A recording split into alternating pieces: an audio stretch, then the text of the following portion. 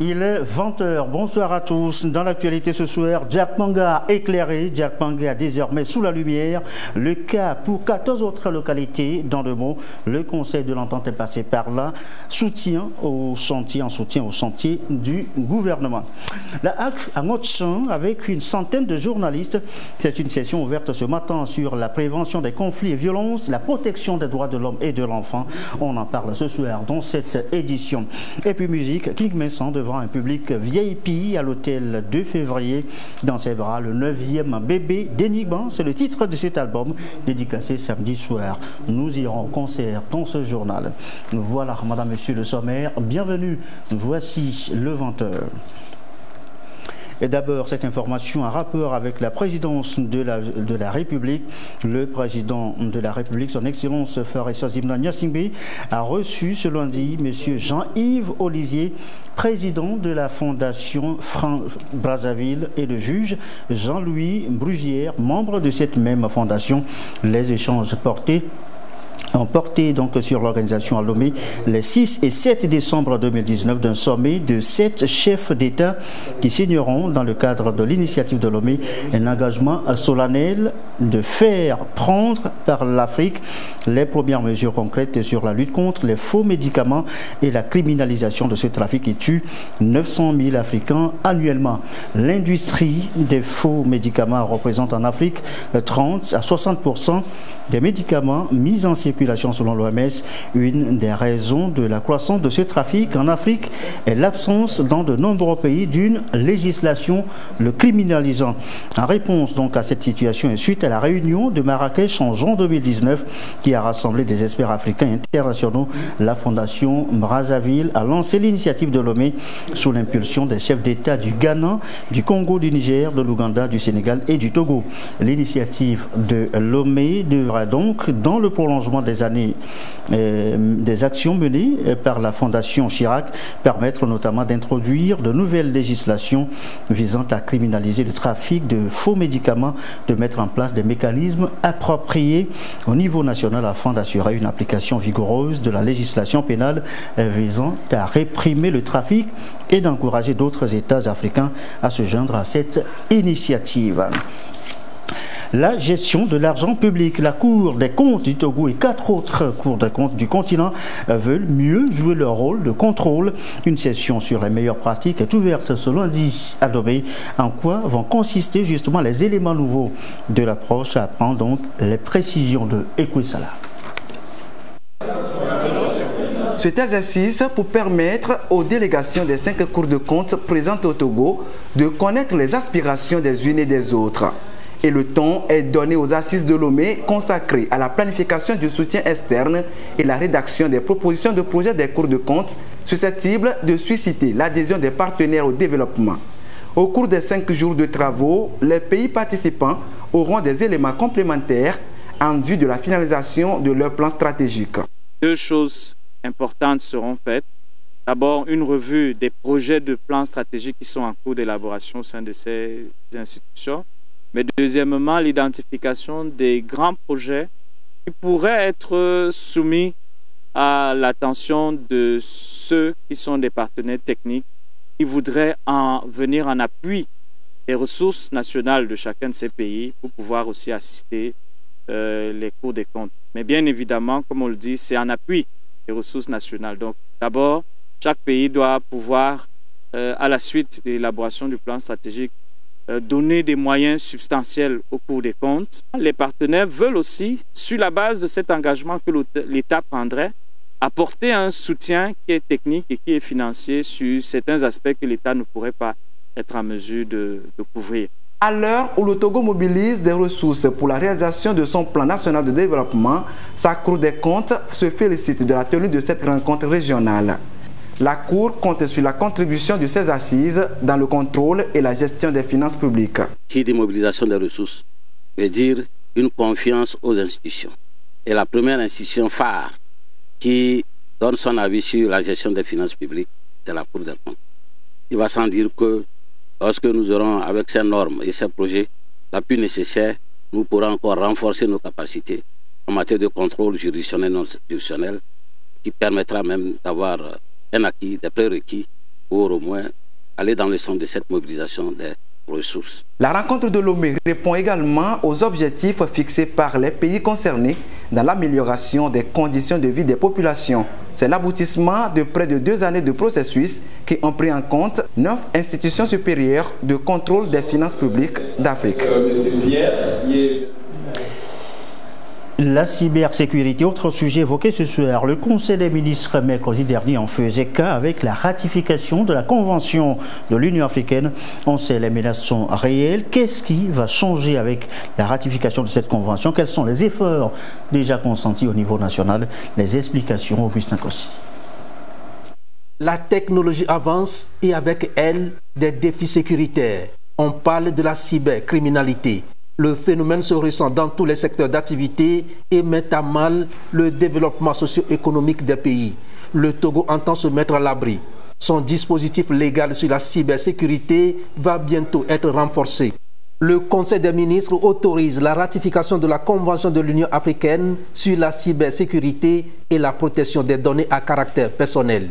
Ce projet de loi est destiné notamment à relever les défis sécuritaires intimement liés à l'évolution technologique et surtout à l'essor numérique. La ratification de cette convention dite de Malabo devra soutenir le gouvernement dans la mise en œuvre du PND, Plan national de développement 2018-2022. Et au moment où le Togo inscrit le numérique au cœur de son processus de développement, ce texte est essentiel au renforcement de son dispositif juridique et institutionnel. Il permettra également au pays de bénéficier de la coopération d'autres États. Ces partenariats se définiront prioritairement dans les domaines de transactions électroniques, de promotion de la cybersécurité et de la lutte contre la cybercriminalité. Pour y parvenir, le pays ratisse large. Il a convenu avec le spécialiste polonais de la sécurité informatique ASECO de la mise en place d'une infrastructure, une agence dédiée à la cybersécurité d'ici à 2020. La première institution de ce genre en Afrique a intégré à son sein un centre d'opération de sécurité nationale, mais également une équipe d'intervention en cas d'urgence informatique. La plateforme propose aussi des solutions informatiques et une stratégie globale en matière de cybersécurité. Le Togo se met au pas. Une autorité de sécurité et de défense des systèmes d'information est créée. Une autre agence nationale de cybersécurité et un fonds de soutien sont en vue. L'enjeu, lutter contre les menaces et risques inhérents à l'expansion du numérique. Direction maintenant Djak-Panga, je vous l'annonçais en titre tout à l'heure, Djak-Panga dans la préfecture de Meaux. Il vous souvient, eh bien c'était annoncé, eh bien ça y est, l'éclairage public, c'est désormais une réalité sur place. 14 autres localités en tout ont reçu des équipements et les infrastructures nécessaires.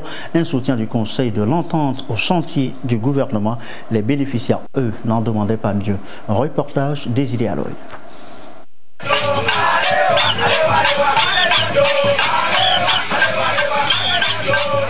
Le gouvernement togolais progressivement multiplie des chantiers en amont et en aval pour conduire le pays vers son émergence. Le programme national de développement PND, un ambitieux programme pour faire décoller le pays. Ici, c'est des lampadaires et des kits solaires, un échantillon entre autres constaté des équipements solaires photovoltaïques implantés à Djak-Panga pour reculer l'obscurité et fournir de l'énergie aux populations. Avant, on n'avait pas les moyens. On payait les torches, les lampions et livrer les cahiers des enfants, ça prend feu. Maintenant, l'arrivée de Bibos, nos enfants apprennent bien et à l'école, ils réussissent bien. Cette année, à cause de le projet de Conseil de l'entente, nos enfants ont reçu à l'EPP au coût 100%. Et surtout, le Conseil de l'entente nous a aidé bien. Dans mon école, ils sont 5 premiers du centre à cause de la lumière. Donc, je félicite le Conseil de l'entente. C'est la phase 2 et 3 du projet d'électrification par kit solaire du Conseil de l'entente. Des équipements et infrastructures qui ont coûté 95 millions de francs CFA au bénéfice des populations de 14 localités, des préfectures de Meaux, de Kéran, de Bina, de Tandjouar et de Tone. Dans l'acquérance que ce projet nous a apporté comme plus, Quand le village est éclairé, c'est ce qu'on disait, que vraiment ça diminue le vol et puis la population est dans la sécurité. Et surtout au niveau du dispensaire, puisque le projet a mis en place un congélateur qui nous permet de garder nos vaccins à une bonne température. Ça aussi, ça réduit le coût des dépenses au niveau de la formation sanitaire. À Thônes, le projet nous a beaucoup apporté un soutien de la lumière. Et je suis très fier de ce projet et je remercie les bailleurs de fonds pour que ça soit continuel. 3 villages qui ont bénéficié de ce projet dans la Bina, à savoir Loro, Béadé et Barré. Et ce projet vraiment nous a aidés dans nos localités. Je remercie le Conseil de l'Entente pour nous avoir porté ce projet. Je remercie aussi le chef de l'État. Djarkpanga pour réceptionner l'ensemble des ouvrages. L'objectif visé, contribuer à l'amélioration des conditions de vie des populations défavorisées à travers l'accès aux services électriques. Un projet symbole de l'unité des pays membres du Conseil de l'Entente qui relance ses activités après les assises de Niamey au Niger. Nous sommes venus partager le bonheur de nos parents des 14 villages, nous sommes retrouvés au cou pour partager leur joie. Mais ce que vous avez entendu des bénéficiaires eux-mêmes, ce qu'ils ont comme avantage avec l'électrification, ce qui m'a frappé, c'est le succès des enfants à l'école. Il y a d'autres avantages qu'ils ont cités, mais le succès des enfants à l'école, ça c'est quelque chose de remarquable. Donc l'idée, c'est d'amplifier, parce que ça c'est une opération pilote, avec le concours de nos gouvernements, d'amplifier le genre d'opération, pour que dans tout l'espace entente, tout le monde bénéficie de la lumière. Je crois que ce serait ça l'idéal. Le projet, une dynamique pour continuer l'extension de l'électrification rurale, un développement à la base début de l'émergence. Le projet a consisté à installer dans les ménages des kits solaires individuels, des kits qui ont une puissance de 50 watts pour les ménages. Donc avec cette puissance-là, ils peuvent avoir accès, ils ont accès à la lumière, ils peuvent avoir accès à l'audiovisuel s'ils le souhaitent. La puissance est largement suffisante pour qu'on puisse mettre une télé, une ventilo. Donc si un ménage le souhaite, donc il peut évoluer en installant d'autres équipements. Nous avons aussi équipé les centres de santé de panneaux solaires avec des frigos leur permettant de conserver les médicaments. Et nous avons aussi installé un centre de loisirs. Tout ceci va dans la droite ligne de la politique du chef de l'État qui veut que les jeunes s'épanouissent. Voilà, donc globalement, c'est un succès du point de vue qualité des équipements installés, que du point de vue impact social au vu des témoignages des populations. Nous profitons de l'occasion pour remercier le chef de l'État, son Excellence Faure Issa Gnassingbé. Nous profitons aussi pour remercier le Conseil de l'Entente qui a bien voulu appuyer le Togo dans sa quête de l'atteinte à l'accès universel à l'énergie. La CET et l'Agence togolaise d'électrification rurale et des énergies renouvelables, AT2ER, ont exécuté le projet aujourd'hui matérialisé qui change le quotidien des populations, améliorant ainsi leur cadre et conditions de vie. Progressivement et sûrement, toutes les localités en bénéficieront d'ici peu.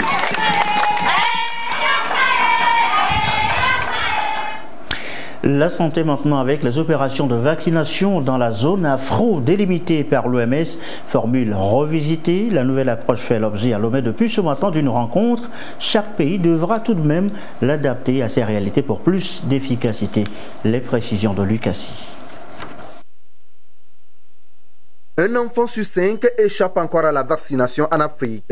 Les multiples épidémies de rougeole, de polyvirus dérivés de souches vaccinales témoignent de l'existence encore des franges de population non couvertes par la vaccination. Une situation remarquable malgré la mise en œuvre de l'approche atteindre chaque district ACD dans la région africaine de l'OMS Afro. Les pays de l'Afro sont à Lomé pour adapter l'approche ACD révisée en 2017 à leur réalité.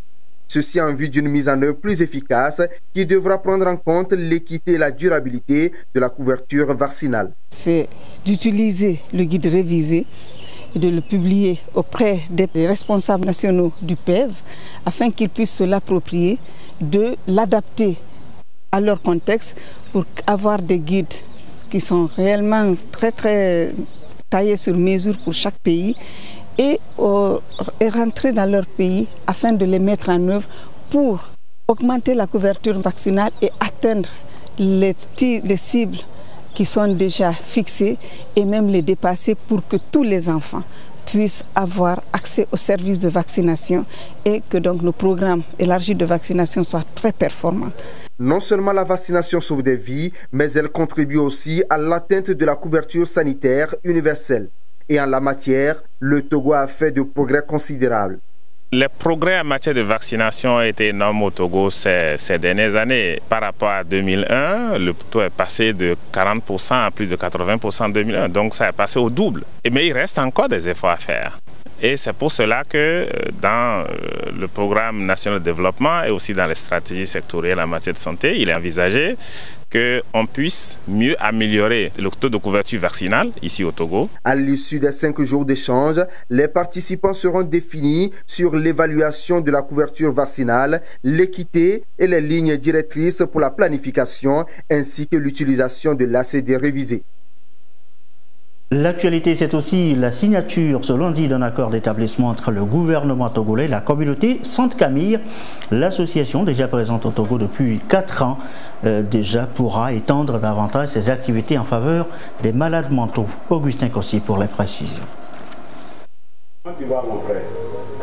Comment tu t'appelles?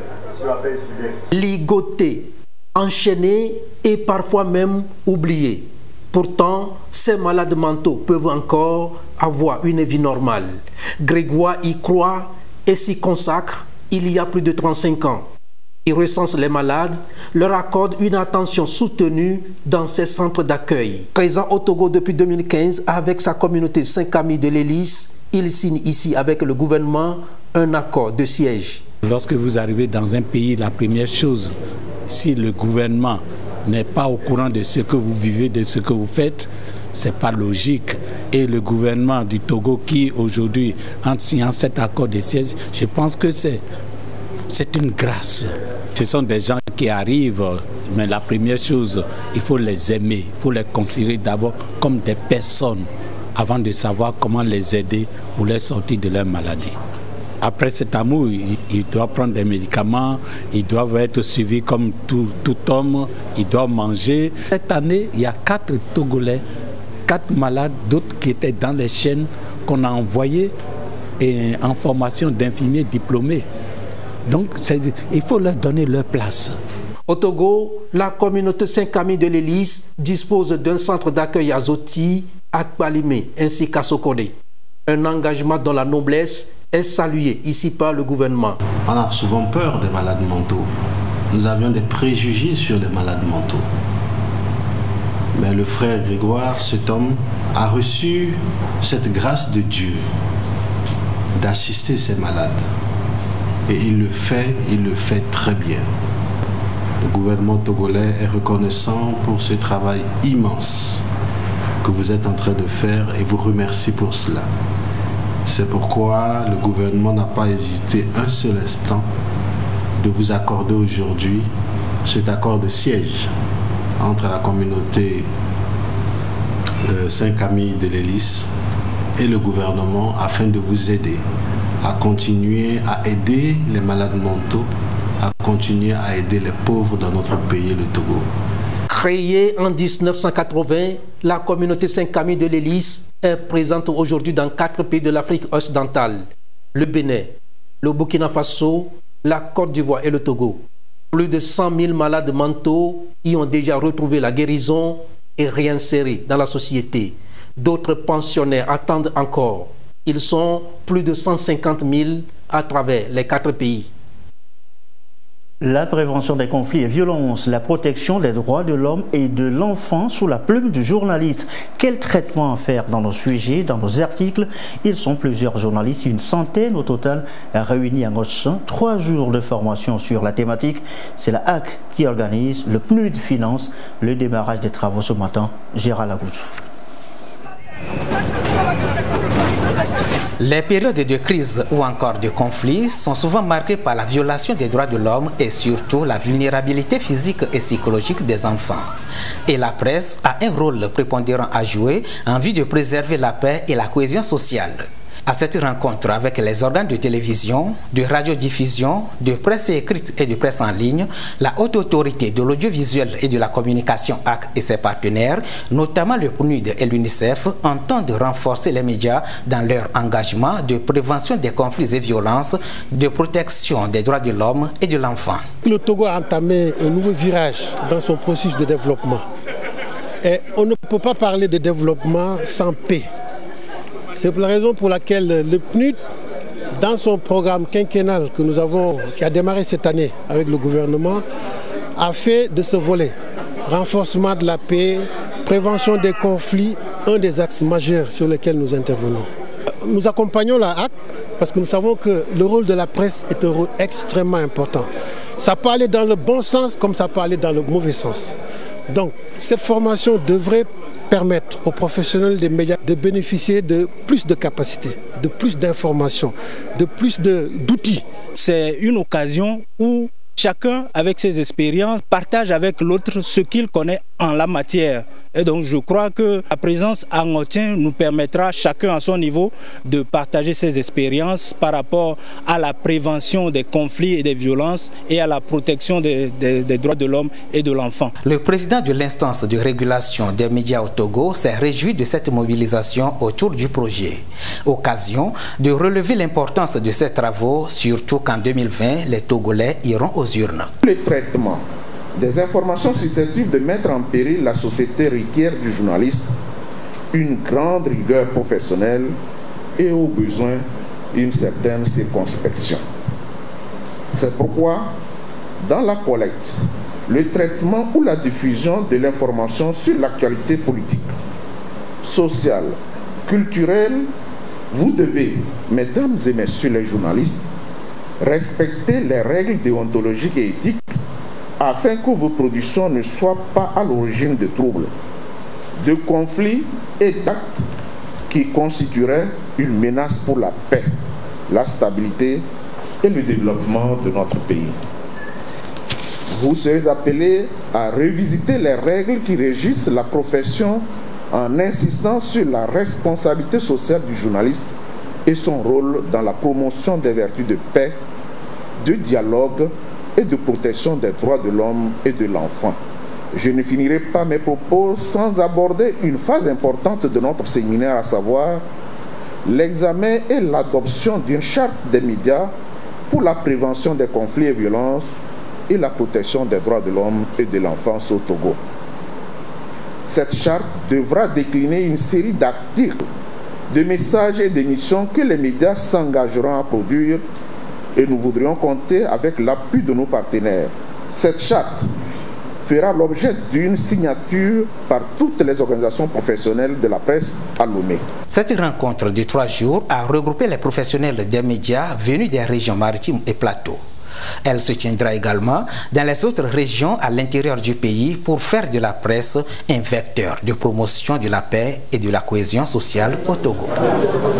La journée de la jeune fille, c'était vendredi 11 octobre dernier. L'apothéose de cette année à Kara, les manifestations ont eu lieu au Palais des Congrès. Le message, une planète 50-50, le récit de Nestor Boussou.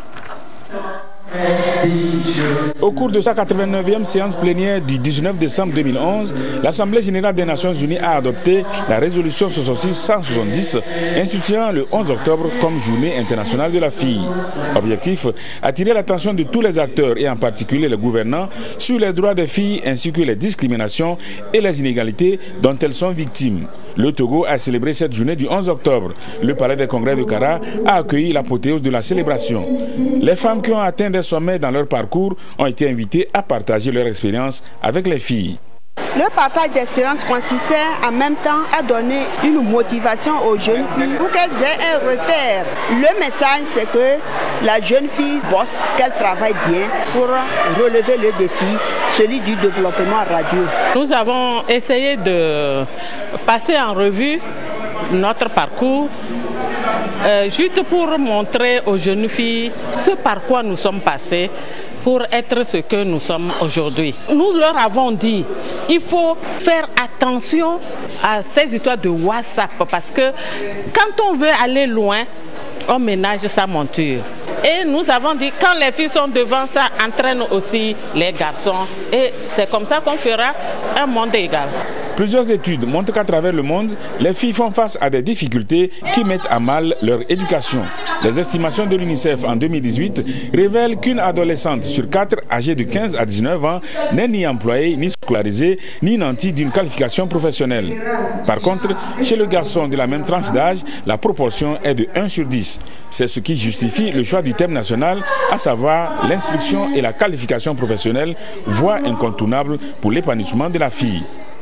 Ce thème, dans la dynamique du PMD, notamment en son effet 5 de l'axe 3, est une opportunité pour inviter tous les acteurs à intensifier leurs actions en faveur de l'éducation et de la formation des filles. Elles pourront ainsi développer leur plein potentiel et être capables de se tailler une place dans le monde du travail en perpétuelle mutation sous l'influence des nouvelles technologies. C'est par ce moyen que nos filles deviendront des actrices qualifiées et accomplies, prêtes à participer pleinement au processus de développement de notre cher pays.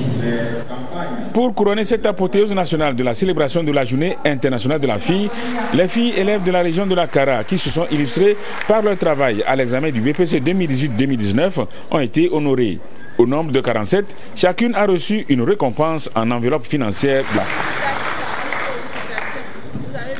Date le 15 octobre et c'est la journée de la femme rurale et ces femmes d'autres villages et campagnes qui se battent au quotidien. Demain, eh bien, elles sont célébrées. La ministre en charge de la promotion de la femme appelle à une attention particulière pour ces battantes. L'essentiel du message, Chazim Nabaga. Mettre en lumière les efforts des femmes rurales dans le développement agricole, l'amélioration de la sécurité alimentaire et l'élimination de la pauvreté, c'est le but recherché par les Nations Unies en instituant en 2007 la Journée internationale de la femme rurale. Le Togo adhère à la démarche et organise chaque année des manifestations le 15 octobre. Pour cette édition, les plus hautes autorités ont décidé de mettre l'accent sur l'accès des femmes rurales aux moyens de production pour un développement inclusif et durable. Les réflexions autour de ce thème permettent d'intensifier les actions de plaidoyer, de lobbying et de sensibilisation pour plus d'accès des femmes rurales aux moyens de production, notamment la terre, le crédit, la technologie et les intrants. C'est dans ces conditions que les femmes du monde rural contribueront plus efficacement à l'atteinte des objectifs du plan national de développement. La célébration de la Journée internationale de la femme rurale est une occasion pour le Togo de faire l'état des lieux, des différentes actions menées, d'identifier les défis qui restent à relever et de mettre en place des stratégies adéquates. Il s'agit entre autres du renforcement de l'arsenal juridique pour un meilleur accès des femmes à la terre, de l'amélioration de l'accès des femmes rurales au microcrédit, de la création des centres de formation, de développement agro-pastoral et de l'appui à l'alphabétisation fonctionnelle des femmes.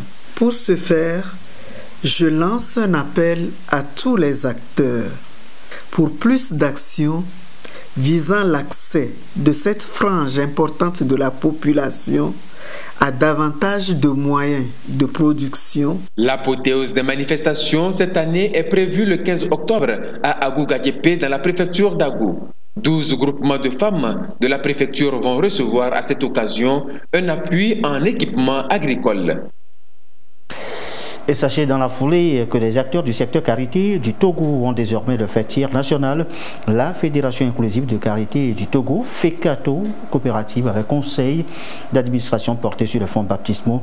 C'est à l'issue d'une assemblée générale constitutive tenue les 10 et 11 octobre dernier à Kara, Nestor Moussou. Assemblée générale constitutive de la Fédération inclusive du carité du Togo, FECATO. Cette assemblée générale est l'aboutissement d'un processus de réorganisation de cette filière entreprise depuis plus de 2 ans par la STK, Société togolaise de carité. Elle constitue aussi la suite de la formation des coopératives et des unions régionales des acteurs du secteur carité conformément à l'acte uniforme de l'OADA. Les travaux de l'Assemblée générale ont consisté à l'adoption des statuts et règlements intérieurs et à la mise en place du conseil d'administration. Madame Elisabeth Palichala, pionnière dans la réorganisation du secteur carité avec la Société togolaise de carité, a été portée à la tête du conseil d'administration de la FECATO. Cette date du 11 octobre 2019 rentrera dans l'histoire comme le jour où le secteur carité est officiellement hissé dans la région des grandes fêtières nationales, cheville ouvrière de la croissance économique de notre cher pays, le Togo. Je voudrais vous rassurer de mon entière disponibilité à défendre les intérêts de notre grande famille et de tous ses membres dans la dynamique des efforts consentis par le président de la République pour gagner le pari de l'autonomisation des femmes, surtout en milieu rural. Au moment où le gouvernement togolais s'active dans la mise en œuvre du plan national de développement, votre volonté à vous mettre ensemble dans cette fêtière est à saluer car vous constituez un maillon important du PND, notamment en son axe 2. C'est féliciter le préfet de la COSA qui a présidé l'ouverture et la clôture de l'Assemblée générale de la FECATO. Étant donné que toutes les coopératives doivent fonctionner sur la base de l'acte uniforme de l'OADA, les unions régionales et les sociétés coopératives simplifiées de la FECATO ont été immatriculées. Les documents d'immatriculation ont été remis aux responsables de ces entités à la fin des travaux. Un mot de l'actualité à l'étranger, la Tunisie, la présidentielle de droite, de gauche, et bien le peuple a voté Kaïd Saïd, le candidat indépendant, juriste de formation, a été très largement élu, vote hier dimanche avec plus de 70% des voix selon les sondages à la sortie des urnes. Victoire devant l'homme d'affaires Kabil Naroui. Des milliers de Tunisiens ont ensuite envahi le centre-ville pour un rassemblement jamais vu depuis la Révolution. Cela dit, retour chez nous au Togo, on termine sur la musique avec le 9e bébé de King Vincent, Deniba est bien, c'est le titre donc de ce 9e album. L'artiste, le roi de la musique togolaise, a célébré samedi donc Deniba, sorti à l'hôtel 2 février devant un public VIP. Le concert, le récit, Bénédicte Aleke, Auguste Sankossi. Le décor pour la circonstance a été majestueusement dressé, le tout bien concocté pour accueillir le roi de la musique togolaise, King Vincent. Et le roi s'est levé.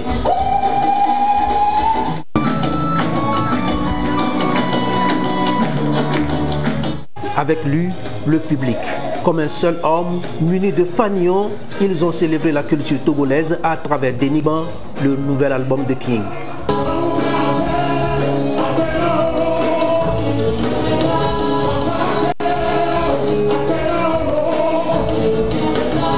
Dans cet opus de 10 titres, ni la démarche, ni le timbre du roi n'ont changé. Il explore les sonorités du terroir et son message est le même.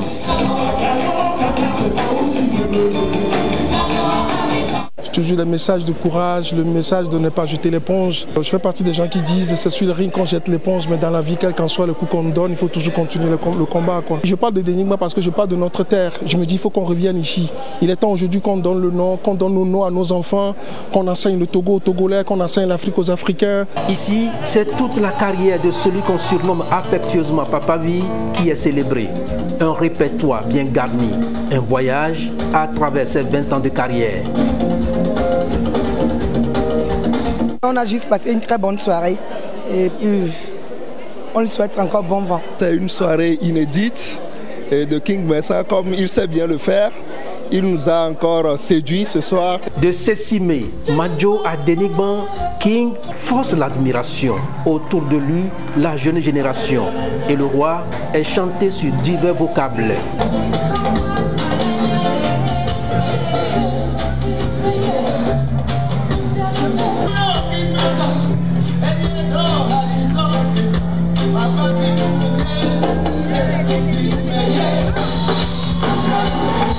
King Messa aujourd'hui pour moi reste une leçon pour nous les jeunes artistes. C'est de l'endurance. Le fait d'avoir perduré dans le temps, pour nous, surtout les artistes, est une grande leçon à retenir aujourd'hui. Et puisqu'il s'agit du 9e album, le disque est vendu à prix d'or, 900 000 francs CFA. Aujourd'hui, on ne peut plus renvoyer un enfant de l'école à cause des frais de scolarité. C'est tout ça qui nous a motivés et nous avons voulu accompagner l'action de King Messa en faveur des orphelins et des enfants des milieux défavorisés. King Messa est aussi fondateur d'un orphelinat. Les fonds récoltés à ce concert dédicace vont servir à nourrir 1000 enfants pour les fêtes de fin d'année. Le ministre en charge de l'agriculture appelle à manger autrement et bien. Quand on parle de 400 000 Togolais, c'est des situations d'obésité, c'est des situations de malbouffe en général, c'est les ABC qui aujourd'hui commencent par devenir des situations courantes. Il est souhaité d'organiser au Togo une journée de l'alimentation qui est normalement le 16 octobre. Autrement, pour le Togo cette année, nous avons voulu accompagner 1000 femmes et jeunes dans une démarche innovante de développement de leur entreprise par des outils du numérique avec des équipements pour la coproduction. C'est donc une invite aux sponsors à agir pour l'avenir, pour une alimentation saine.